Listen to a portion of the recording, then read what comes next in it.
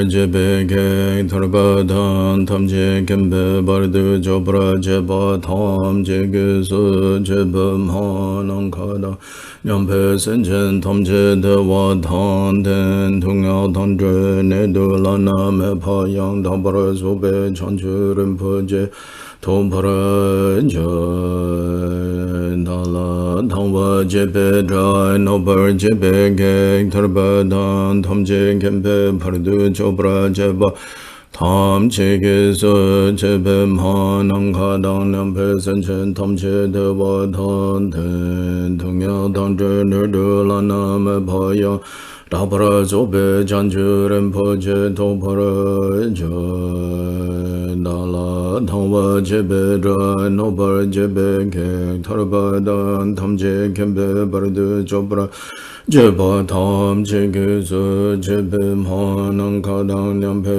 sen chen tham je de wa dan den thung ya dang de ne de la na me pa yang Dabra zobe chanchu rinpo je topra je de je du sangma geki bardu lunga yisum gewa lago mashi bardu lunga yisum gewa lago du tering ne sung te ne ma santa samgi bardu lunga yisum gewa lago Sanje Jodan Soji Jonam La Chanchu Bardu Dane Gyabzu Chi Dagi Jinsu Gebe Sonang Ke Chola Penche Sanje Drupra Shu Sanje Jodan Sogi Jonam La Chanchu Bardu Dane Gyabzu Chi Dagi Jinsu Gebe Sonang Ke Chola Penche Sanje Drupra Shu Sanje Jodan Sogi Jonam La Chanchu Bardu Dane Gyabzu Chi Dagi jinsa gebe sonang ke drola penchir sanje drupra ju manang kadang nyampe senchen tamche dewa dam dewe gyundan dambra gyurji dunya dang dunya gi gyudan drawa gyurji dunya mepe dewa dhamme drawa gyurji nering chadang nidang drawa Tang nyong la ne para gyu je ma nang ka dang nyam pe sen chen tam che dewa tang dewe gyun dan dem para gyu je dung yao dang dung yao ji gyu dang dewa gyu je dung yao me pe dewa tang me dewa gyu je ni ring cha dang ni dang dewe tang nyong la ne para gyu je ma nang ka dang nyam pe sen chen tam che dewa tang Dewe gyundan dampra gyurji, dungyao dang dungyao ki gyudan drawa gyurji, dungyao mepe dewa dang me drawa gyurji, nering cha dang ni dang drawa, tang nyong la napra gyurji.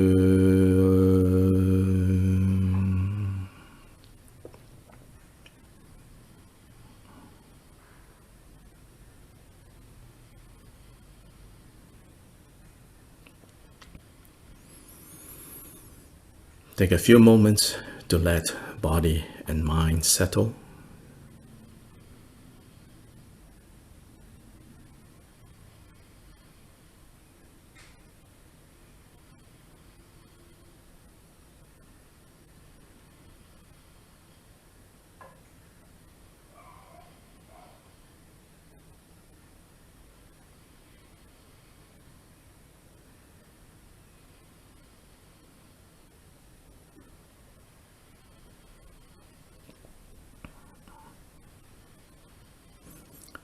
To settle quietly and evenly.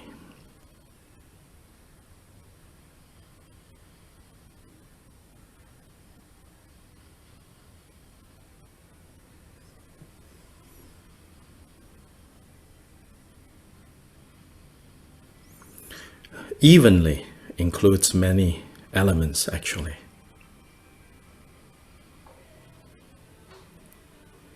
Let everything become even.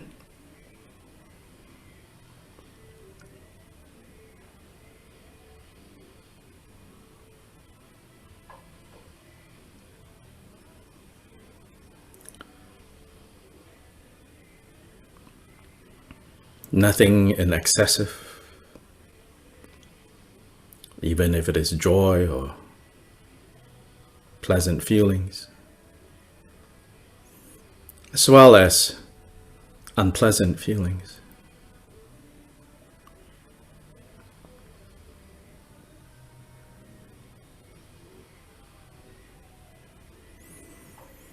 Develop equanimity. Not an equanimity arising from aversion, but an equanimity informed by understanding.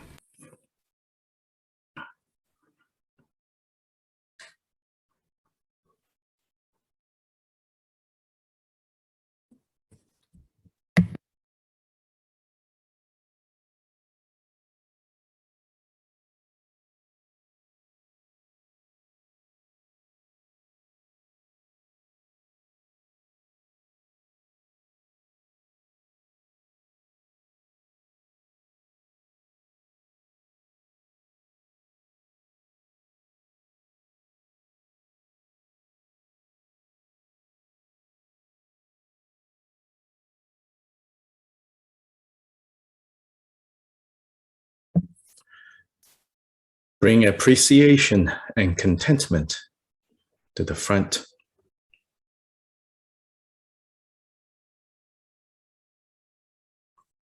Part of developing the ability to be still and to be quiet involves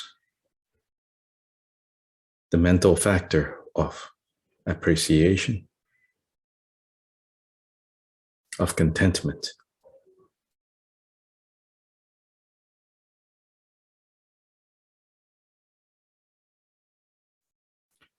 You appreciate the chance, the opportunity to really attend to body and mind right now. And therefore, you have no time. You have no attention for other things.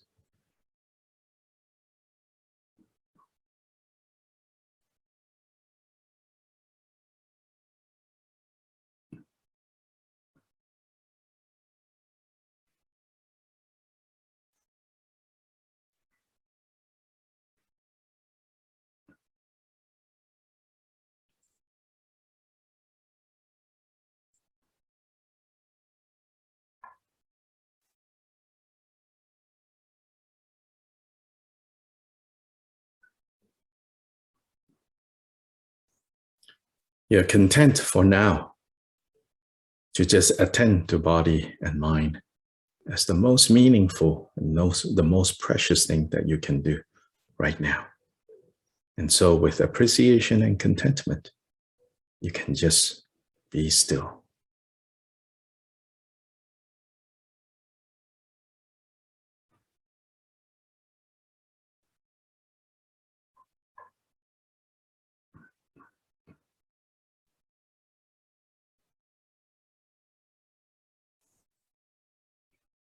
As you become still, begin to note and to appreciate the qualities of being stable and settled, and also begin to draw forth the quality of the brightness of mind, the brightness of mind that is allowing you to also appreciate the significance of this moment, of every moment that arises, abides, and ceases, arises, abides, and ceases.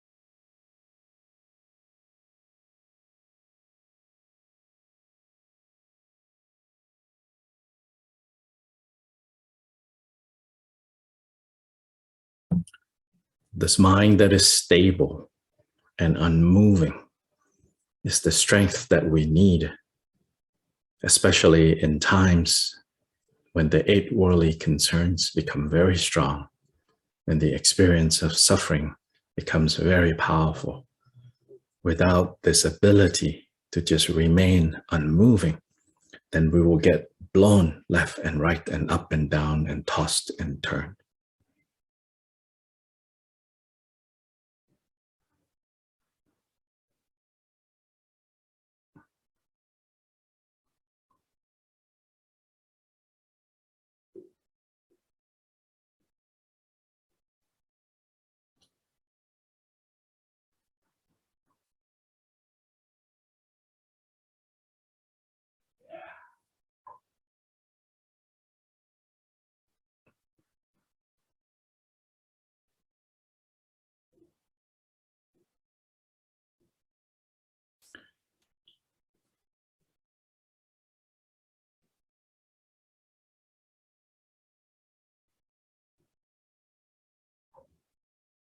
These 8 worldly concerns are sometimes called the 8 winds.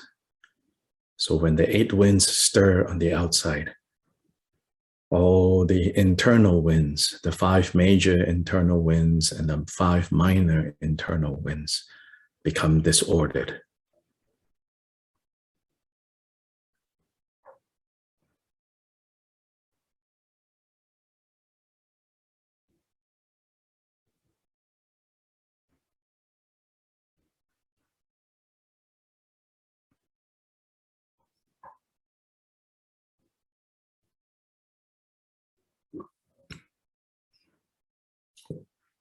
When the inner winds become disordered, the afflictive emotions increase and increase, further causing turmoil in the inner winds, further making it a lot easier for us to be influenced by the 8 worldly concerns, the 8 outer winds.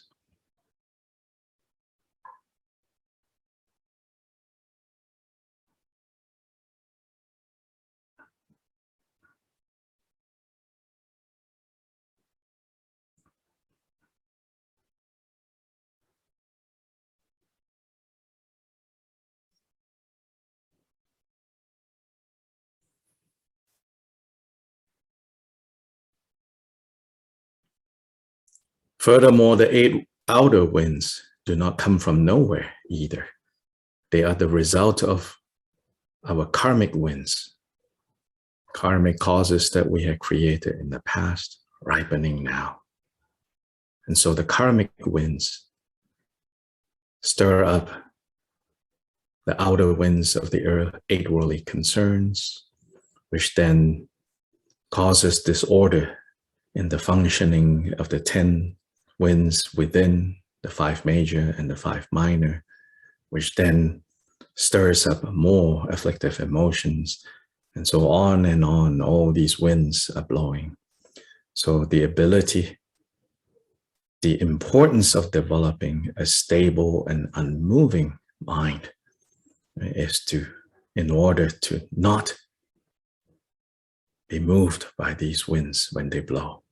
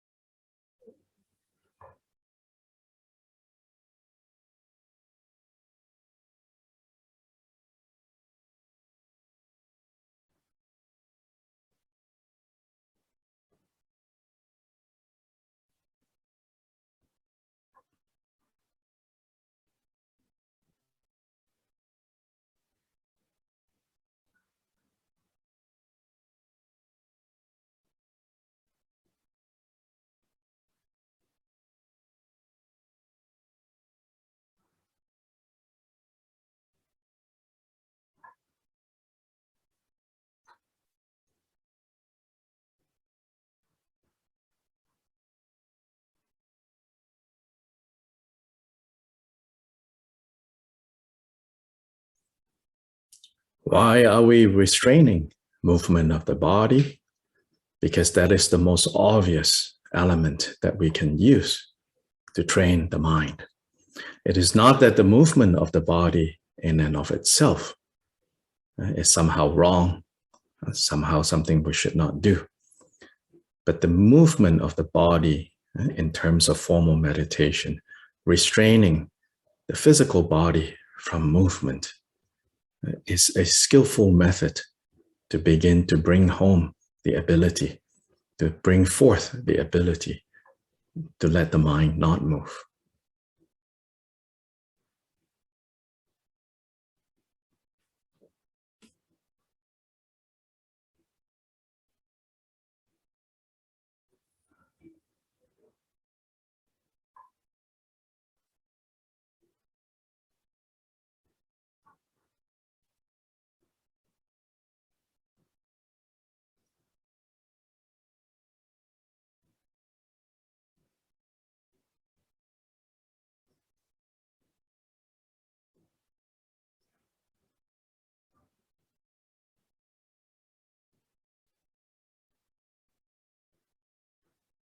Use your mind to watch how quickly, how easily, how often without even notice. When the body gives a prompt, immediately you act on it.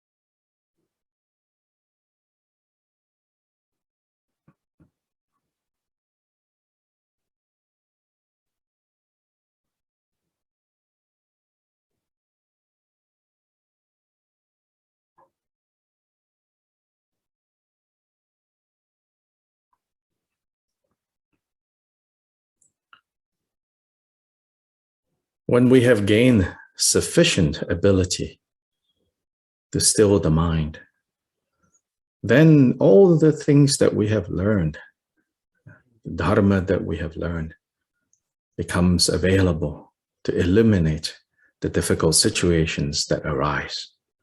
And that is the application of special insight or vipassana when it is most needed.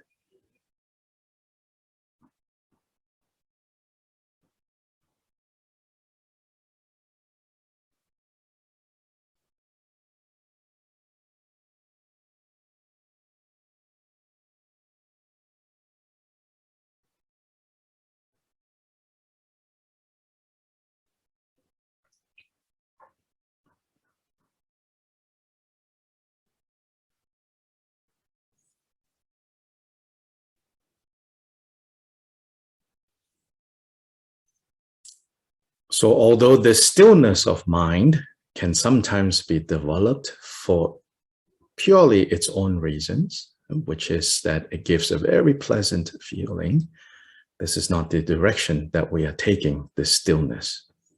The direction that we are taking this stillness is so that when conditions arise, when difficulty arise, the stillness would allow the dharma that we have learned to come to the front and to be applied in the situation.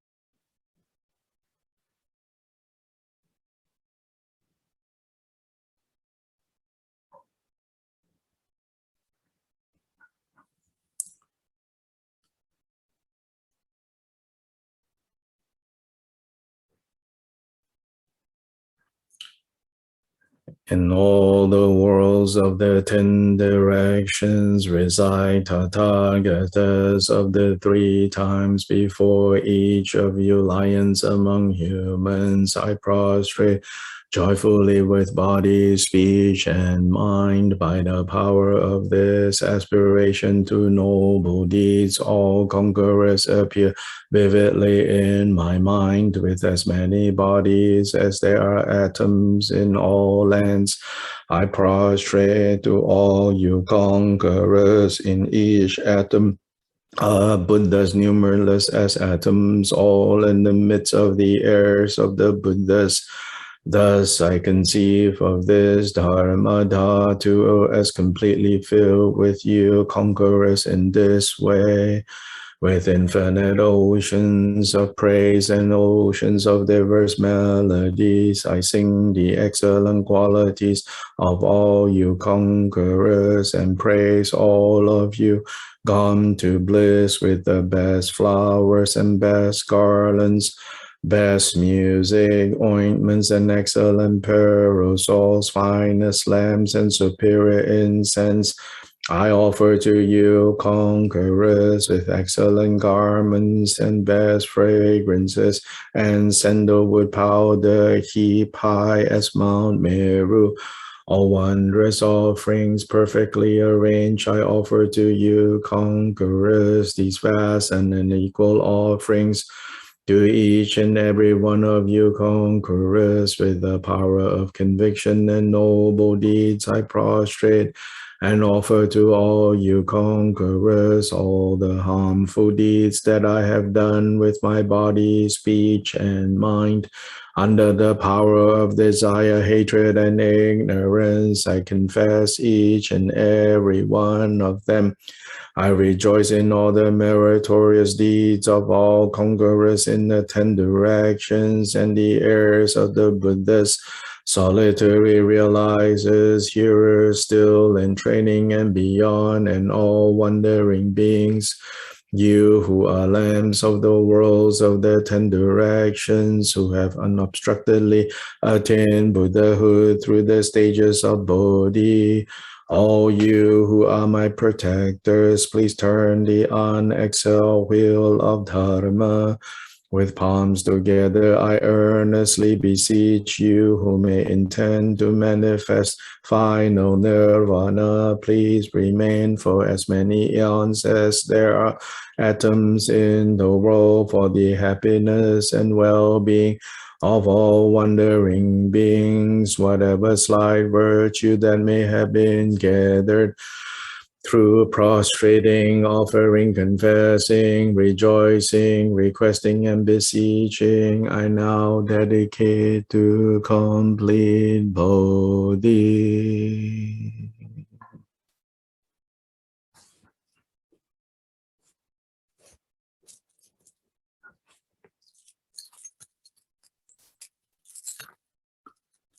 This ground sprinkled with scented waters and strewn with flowers, adorned with the supreme mountain and 4 continents, I visualize as the Buddha land and offer it. May all wandering beings experience such a pure land. To the Gurus who possess the 3 kayas, I offer the outer, inner, secret, and thusness offerings. With my body, wealth, and all phenomenal existence, please grant the unsurpassed supreme attainment. Whatever slight virtue I may have gathered through prostrations, offerings, confessing, rejoicing, requesting, and beseeching, I now dedicate it to complete Bodhi. Om Guru Deva Dhagini Ratna Mandala Pratija Soha. Please turn the wheel of Dharma of the greater, lesser, and common vehicles in accordance with the dispositions and mental capacities of sentient beings.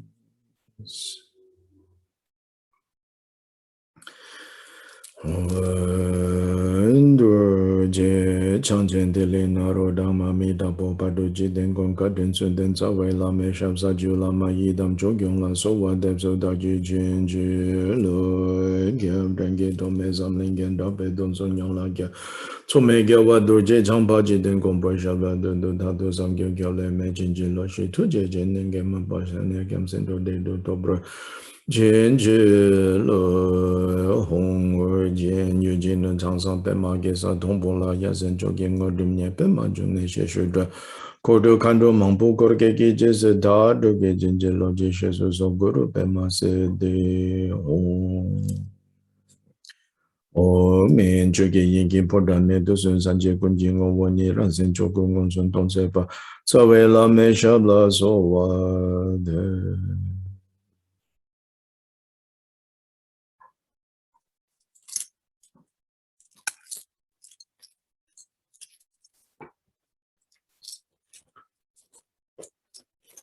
Good morning and good evening to everyone.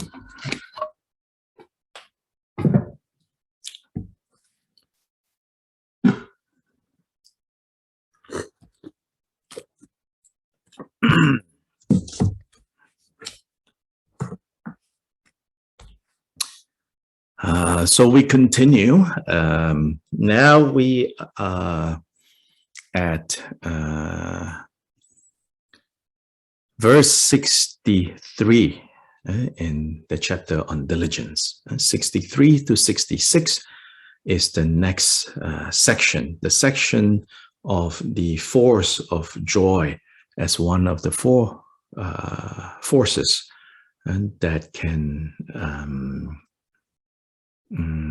encourage the increase in diligence.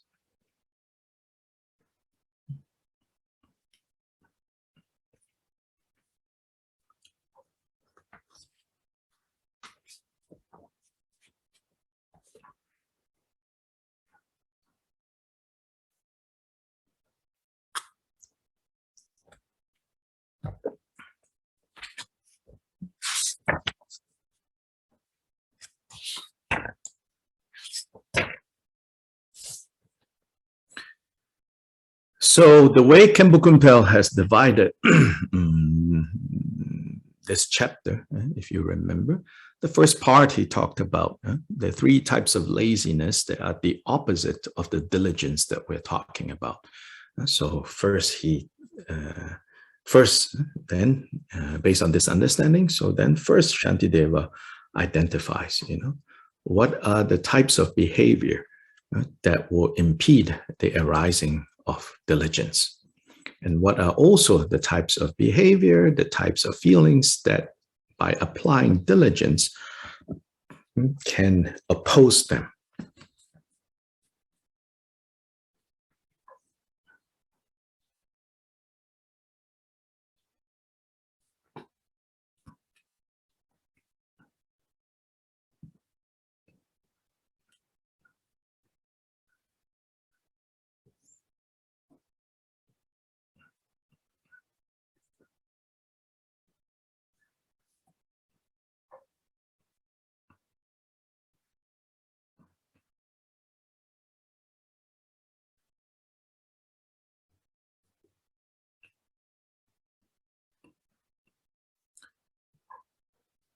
And then the next part are the four forces that will serve as friendly conditions for the increase of this paramita of diligence.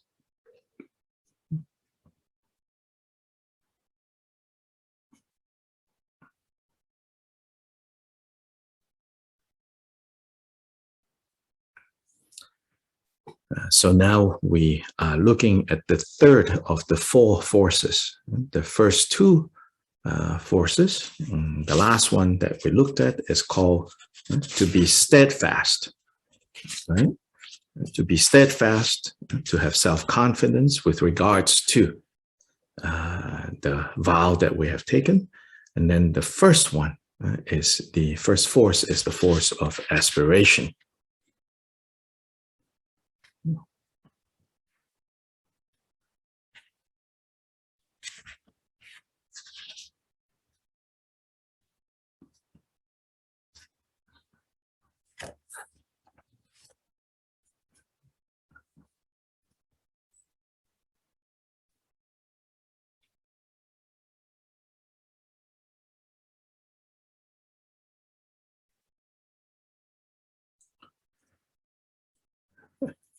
Aspiration obviously means we have not arrived there yet. Sometimes when we make aspirations, we forget that part, that we are not there yet. We're not at the Buddha state yet. We aspire to arrive at the Buddha state. So we are not there yet. So of course, we still have a lot of things to work on. And so we increase our aspiration. And increasing aspiration, if we want to look at it from the perspective of what are the things that stand in the way, and also what does aspiration counteract, which is discouragement, which is to become disappointed, to think that, oh, what's the point? And those are the things that stand in the way of us making aspirations towards achieving the goal of Buddha for the sake of all beings.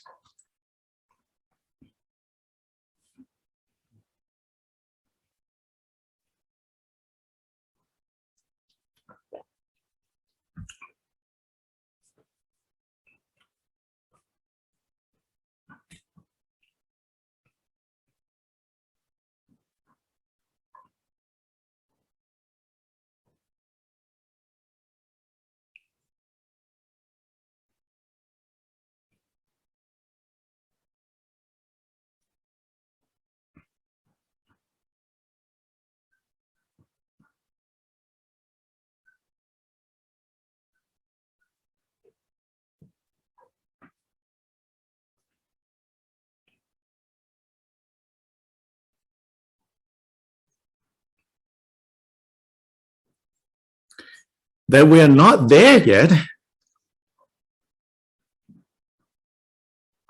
that fact, it also means sometimes we give up on the aspirations.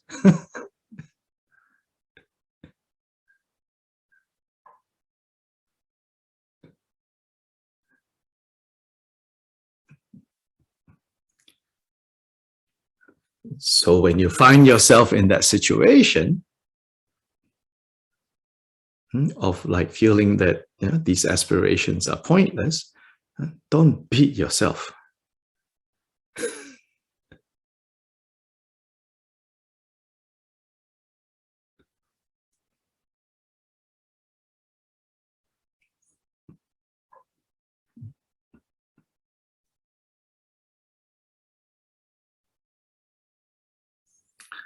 It's like these signs that you might have seen before social media and all of that in offices, this joke, kind of a sarcastic sign, ironic sign, especially in the workplace, you might encounter this, they say that the beatings will continue until morale improves.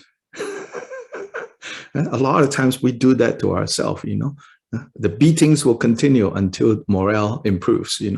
Morale is not going to improve. Inspiration is not going to improve that way. So understanding that, because we're not there yet. So because we're not there yet, we're liable to kind of fall off. Then important point when we feel, oh, I've become discouraged, or I've used the teachings now to torture myself.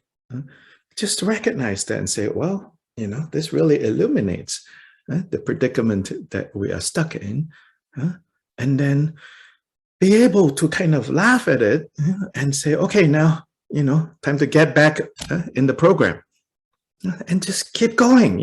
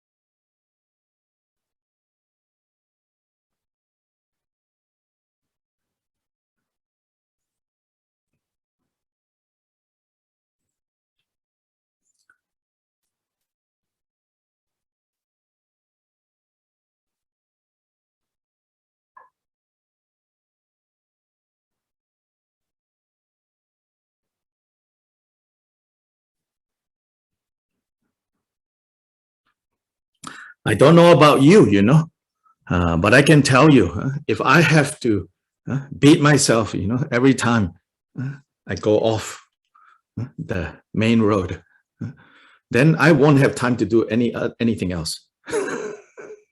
All the time available can only be available to beat myself up, and no time for anything else.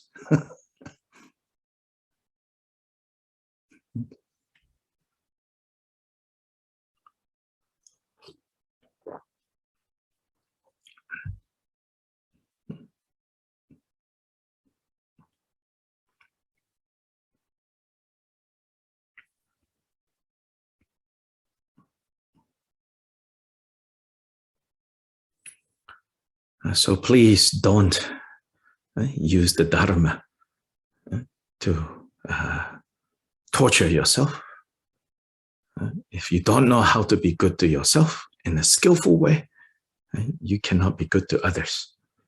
And so if you don't know how to skillfully apply the Dharma for you to grow, no matter how slow that growth,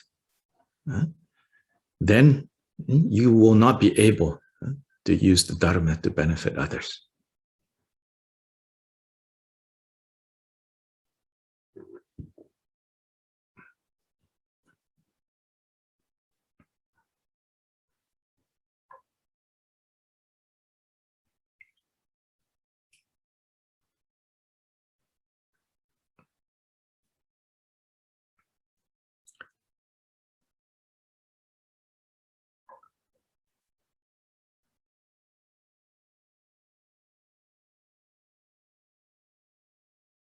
And then in the bigger picture, Bodhisattva vow cannot be fulfilled.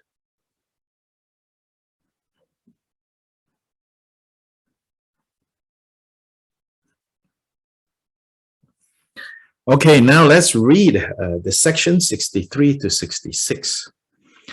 Like those who take great pleasure in their games, whatever task the Bodhisattvas do, let them devote themselves without reserve, with joyfulness that never knows satiety.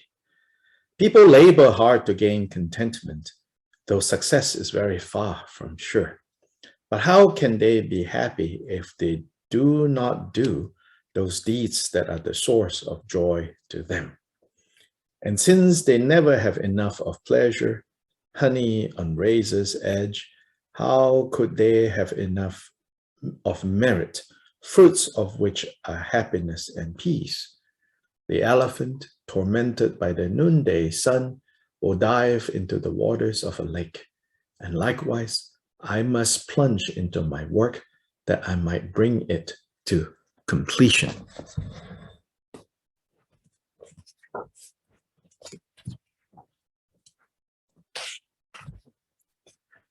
And so this is the force of joy. And so this one, he begins by talking about, look at how children play, When they play, they enjoy it so much, they're completely engrossed in it.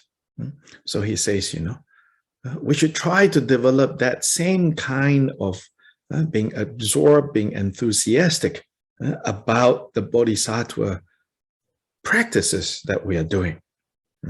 Let us devote ourselves completely with joyfulness.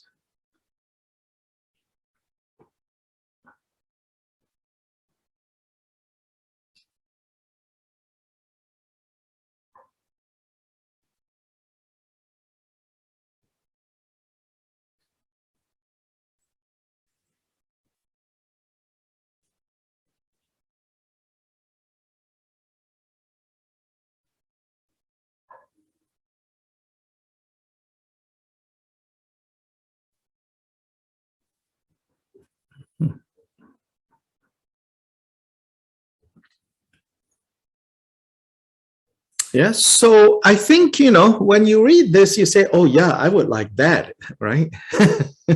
And then your next question, and my next question too, is, so how do I get that?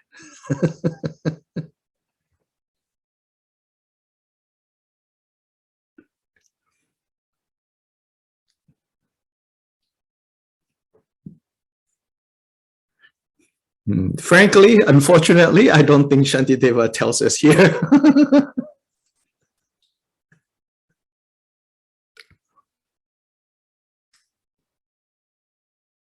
So maybe here, at least here, he's not attempting to tell us how, but he is giving us a way to kind of gauge.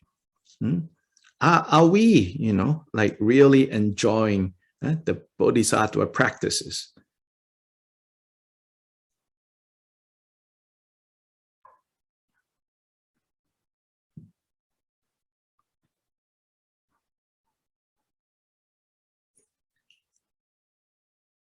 Like a child enjoying gaming, playing.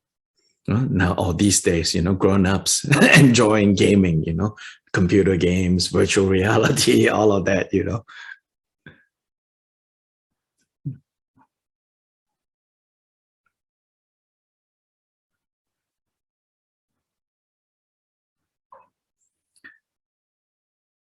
So if we think about gaming, if we think about how games pull us in, one of the things is, of course, you don't approach a game with this heavy heart. Oh, I got to do this.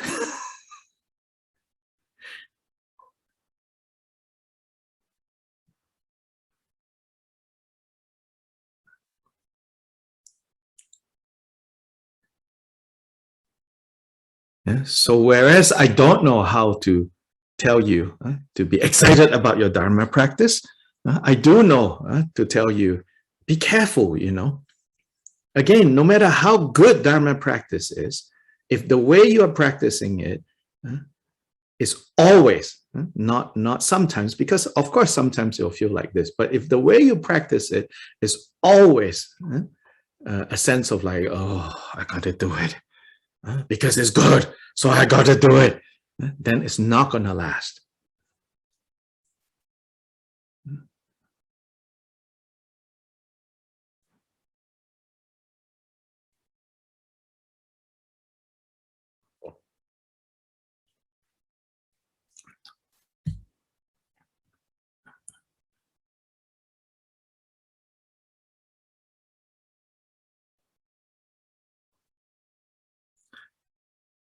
So you have to find ways to enjoy it before doing it will be joyful.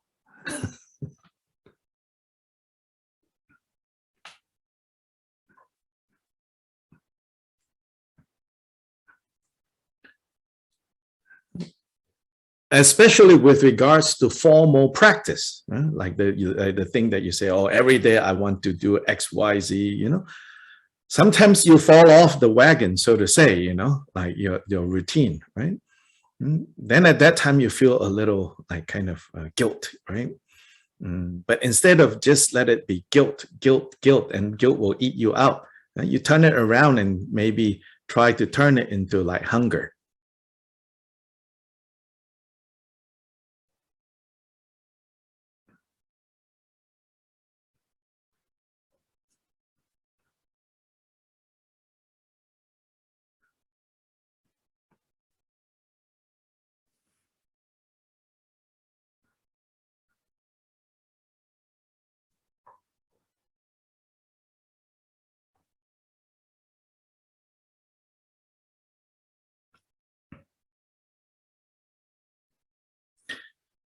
So now you turn it into hunger, yeah, by starving yourself.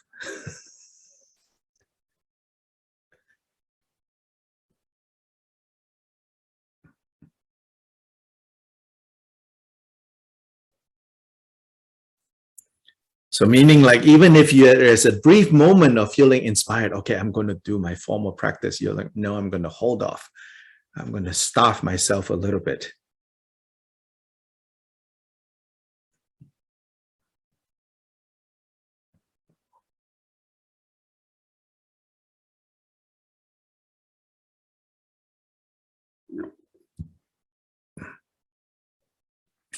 If you do it that way, right, you are actually practicing now. It's just your practice has taken a different form temporarily.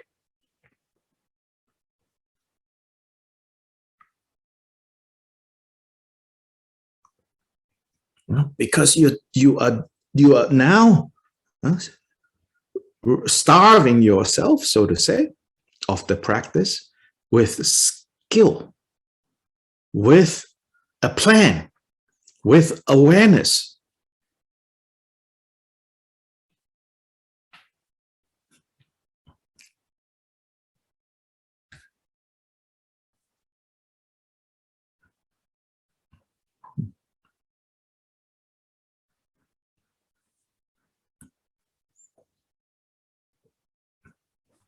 Dr. Lai, can you repeat the last few sentences? What is the last thing you hear? I always need to know that, otherwise. Practice taken different form. So it is not, so when you do that, it is not that you're not practicing. It's now your practice has taken a different form. Meaning, you find that, okay, you have fallen off, you're not doing your formal practice, right?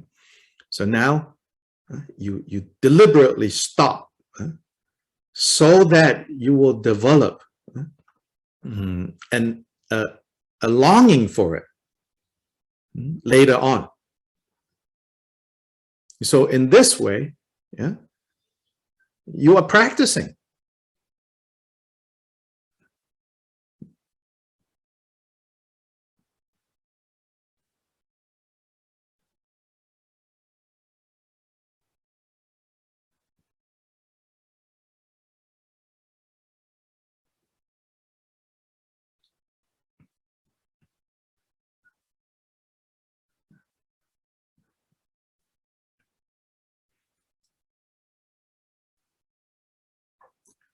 And then I see a question about, what about encouraging yourself to give rise to the two bodhicittas for the benefit of all beings? Yes, of course, but sometimes that becomes a guilt trip that you're giving yourself.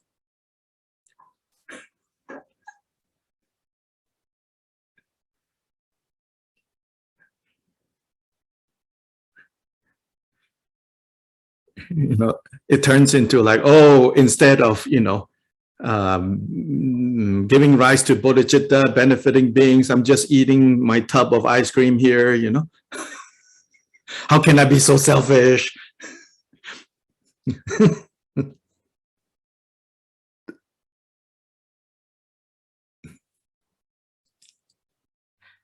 Sorry, Dr. Lai, can you repeat this part? Because my internet is not quite stable.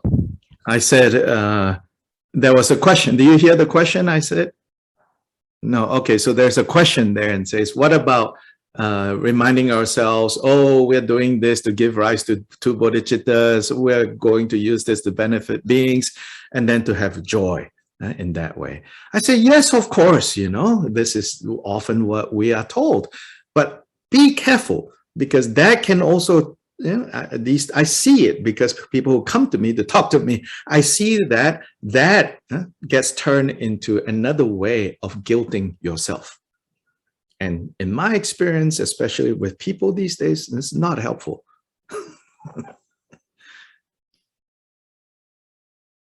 It becomes another thing to feel bad about yourself, to feel sorry for yourself, and then to kind of go further down and further down. Because you think, oh, I'm such a bad person. Oh, I'm so selfish. I would rather just eat ice cream here instead of practicing the two bodhicittas.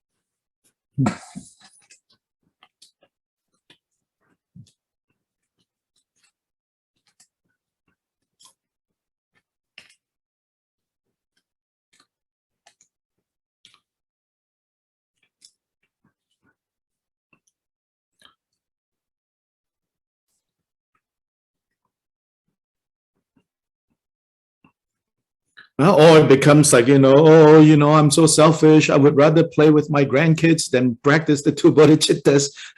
Now you're creating all kinds of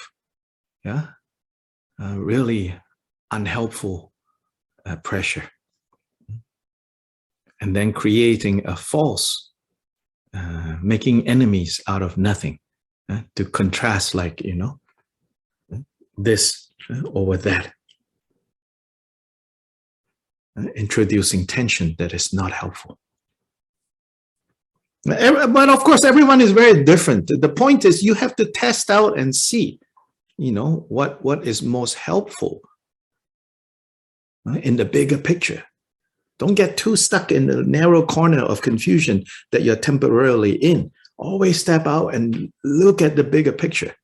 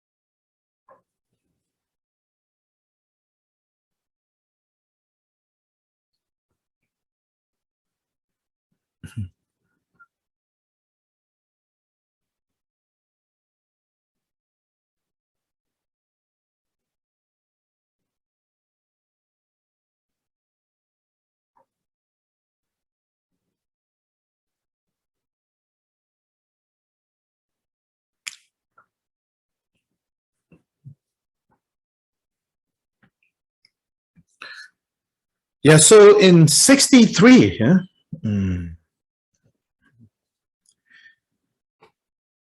you, especially at the beginning, with Dharma practice, and then especially formal Dharma practice, don't overdo it.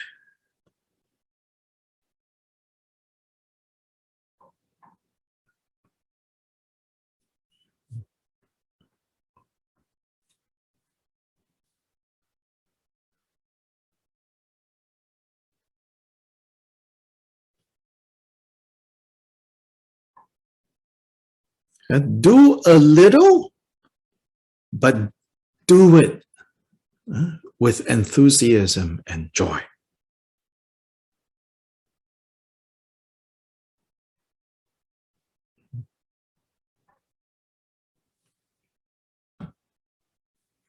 Like a child playing games.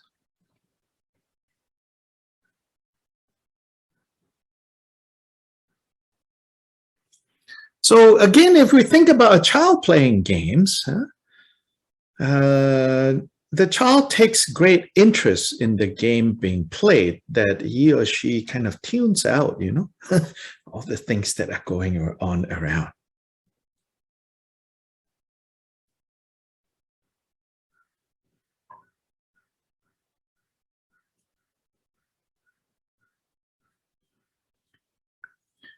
So again, especially at the beginning, when formal practice is still unstable, you try to find an aspect of the formal practice that will pull you in that way.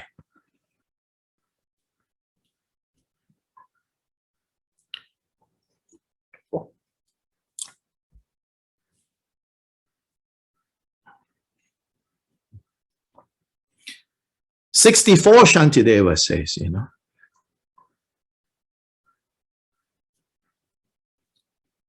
he says, look around, like people in the world, they work so hard in order to be contented. Even though success is unsure. All the people who try so many things, young people with their career, with their jobs, people pursuing other people as a love interest, work so hard, labor to achieve contentment. And his point is like, and you think this work of accomplishing the welfare of both self and other can be that easy? No, it's not going to be that easy, right? But just like how people of the world go about pursuing their ambitions, we should infuse that kind of attitude towards us pursuing this ambition, so to say, this ambition of actualizing the two bodhicittas. That's 64.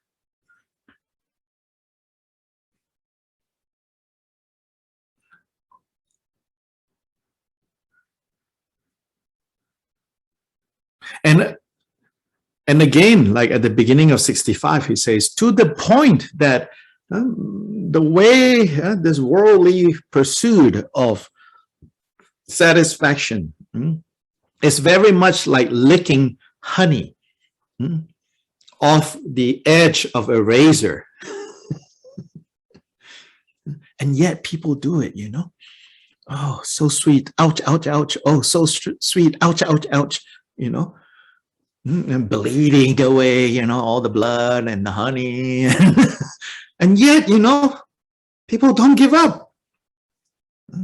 He says here, then he says, you know, how much more, you know, if we are reaching for the fruits of happiness and peace, how can we say, oh, I've done enough already now, you know, no need. Don't have that attitude.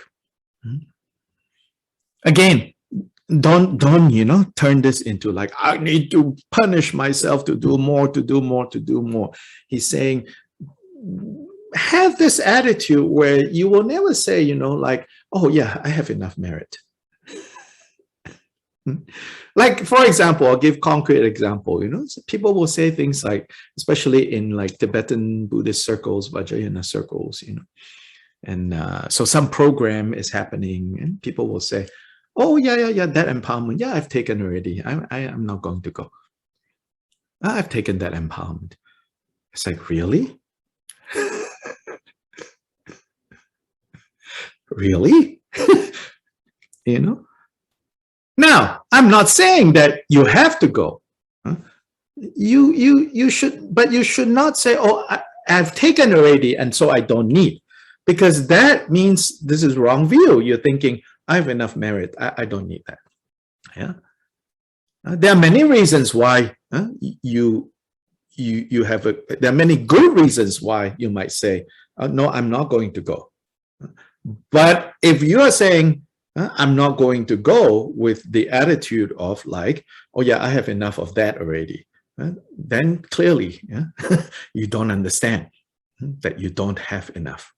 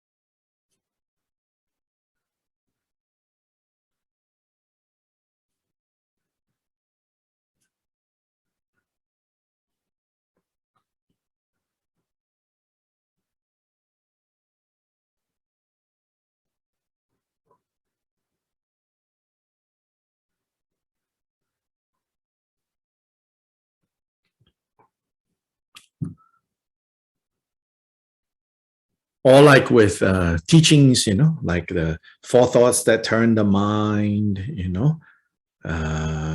these, seemingly kind of like fundamental teachings, then you're like, oh yeah, I have received that, so I'm not going to go.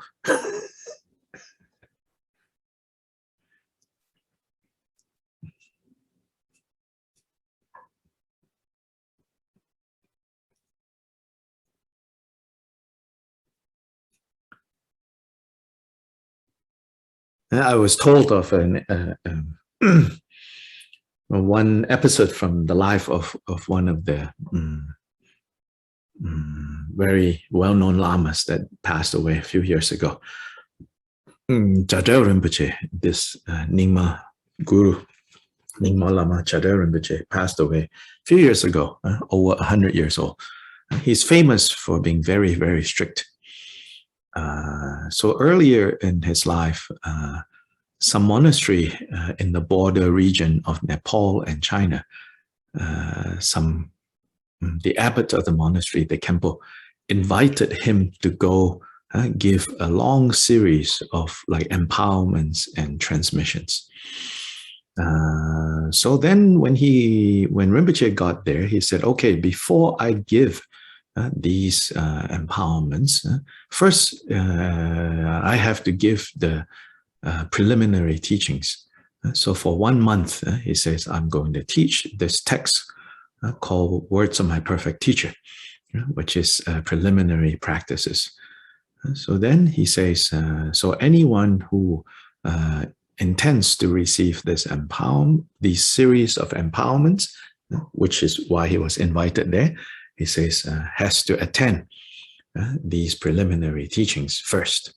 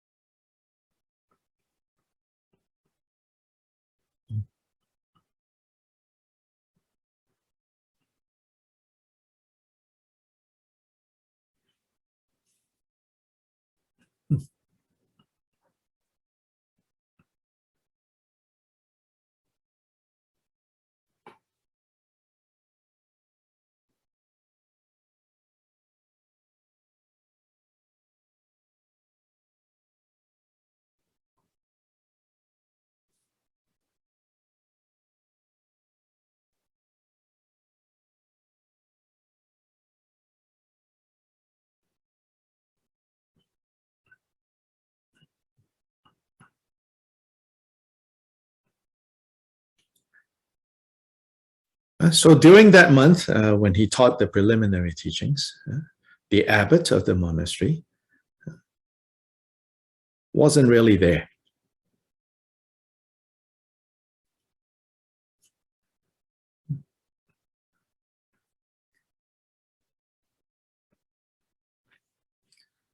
So that month of teachings finished. Yeah.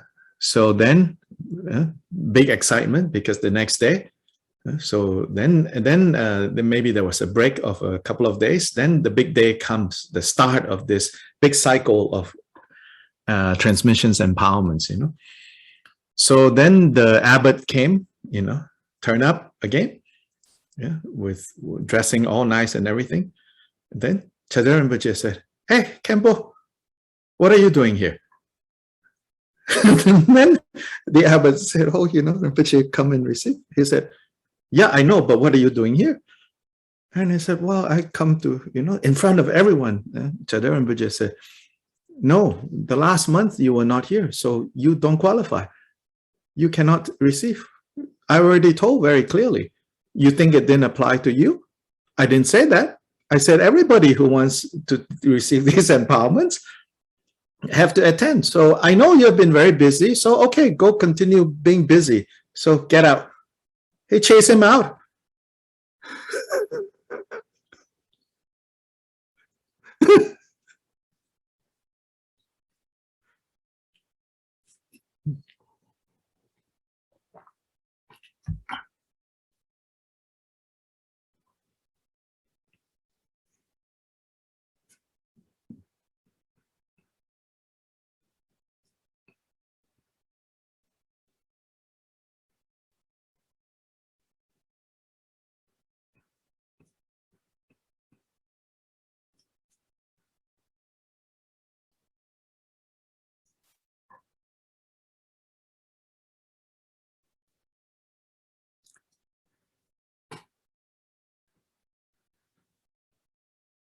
Uh,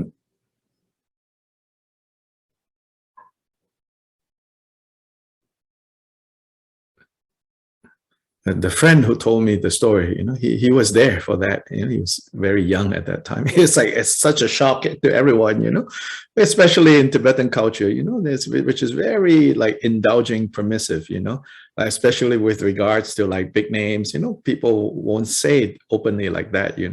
They'll just maybe show like displeasure, in a very subtle way.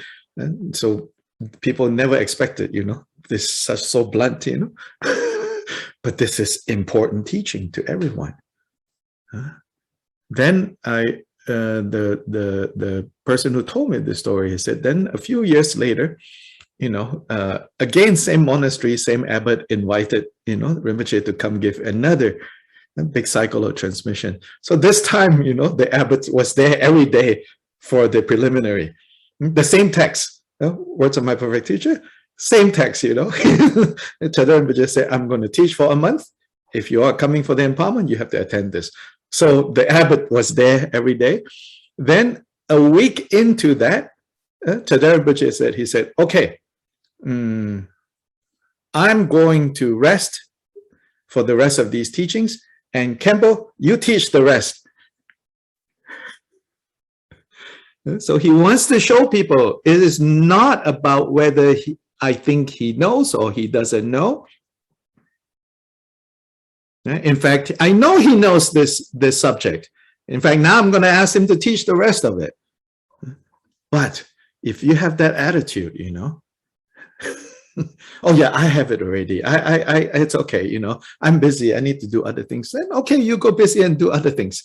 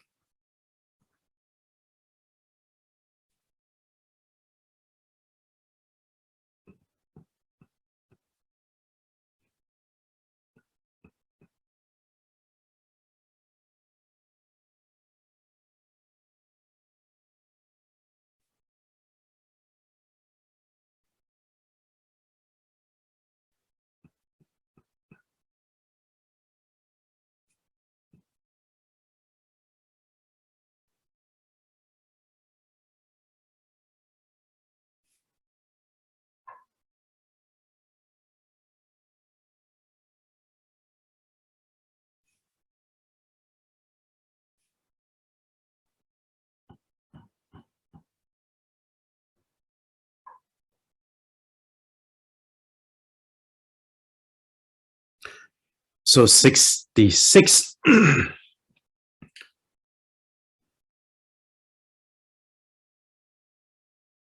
66 is, of course, a sight that many Indians would have witnessed, which is these elephants. When they are in the summer, when it's really hot, they will all go look for a lake, and with big, a herd of elephants, jumping into the lake. So he says we should be like that, with our Bodhisattva activities, that we should go into it and immerse ourselves into it and bring the task into completion.